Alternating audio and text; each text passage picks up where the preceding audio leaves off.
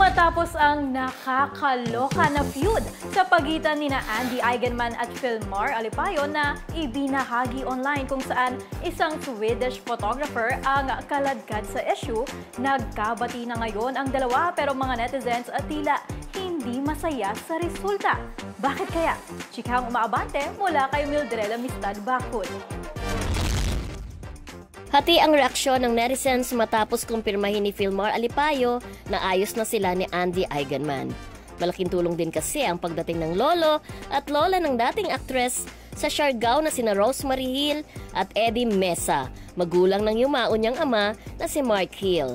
Naroon sila para damayan ng apo at mamagitan sa naging problema. Ito ay kasunod ng kanilang naging issue, sangkot ang female friend ng surfer na si Pernilla Shaw.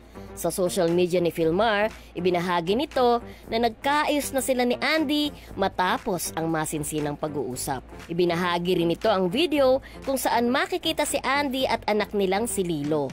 Nagsimula ang pag-iingay ng issue sa social media matapos lumabas ang mga litratong nagpa-couple tattoo sina Filmar at ang Swedish marine photographer na si Pernilla.